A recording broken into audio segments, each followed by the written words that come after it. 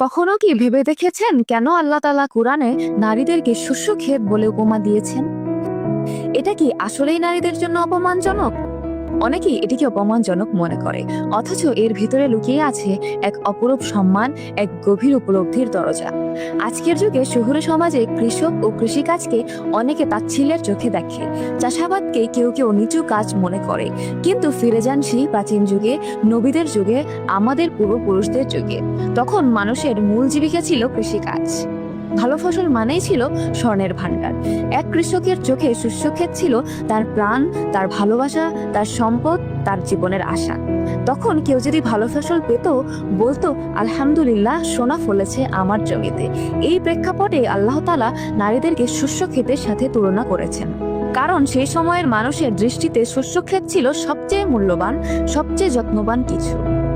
একজন প্রকৃত কৃষক তার জমিকে কেবল ব্যবহার করে না, সে জমিকে ভালোবাসে, আগলে রাখে, পরিচর্যা করে, সময় মতো পানি দেয়, সার দেয়, আগাছা তুলে দেয়, হালকা করে মাটি চাষ করে, যেন ফসল ভালো হয়। এক্ষেত্রে শস্য ও কৃষক উভয়ই লাভবান। নারীকে শস্যক্ষেত বলা মানে নারীকে শুধু উৎপাদন মাধ্যম হিসেবে দেখা না, বরং তাকে এমন একটি অবস্থানে রাখা যাকে সর্বোচ্চ যত্নের, ভালোবাসার, সম্মানের সঙ্গে দেখা হয়। কিন্তু নাস্তিক ও ইসলাম বিদ্বেষীরা এই আয়াতটি উপস্থাপন করে নারীদের মনে বিভ্রান্তি তৈরি করে, যেন ইসলাম নারীর অপমান করেছে। অথচ তারা সেই যুগের মূল্যবোধ, শব্দের আবেদন, ঐতিহাসিক ব্যাকগ্রাউন্ড কিছুই বোঝে না। ফলাফল, নারীরা বিভ্রান্ত হয়, ধর্ম থেকে দূরে সরে যায়। অথচ কোরআনের ভাষা ছিল প্রকৃতপক্ষে তাদের জন্য এক ভালোবাসার উপমা। শুধু এখানেই শেষ নয়, আরেক জায়গায় আল্লাহ বলেছেন, নারীরা তোমাদের জন্য পোশাক স্বরূপ। একবার ভাবুন, পোশাক ছেড়ে আপনি রাস্তায় বেরোতে পারবেন? পোশাক শুধু শরীর ঢাকে না, তার সম্মান রক্ষা করে, আপনাকে সৌন্দর্য দেয়, সুরক্ষা দেয়, আপনাকে পরিচয় দেয়।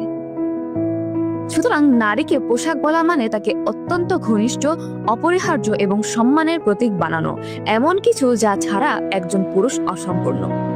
আজকের যুগে আমরা প্রযুক্তি, তথ্য, বিজ্ঞানে এগিয়ে গেছি, কিন্তু আত্মিজ্ঞানে আমরা কোরআনের আয়াতগুলোকে সময় বের করে বুঝি না। দিন শেষে যদি অন্তত 4টি আয়াত অর্থসহ পড়ি, যদি 10 মিনিটও সময় দিই আল্লাহর বাণী বুঝতে, তাহলে জীবনের অনেক জট খুলে যাবে। শয়তান ধীরে ধীরে আমাদের মন, জ্ঞান, ঈমান কেড়ে নিচ্ছে, আর আমরা তার টেরও পাচ্ছি না।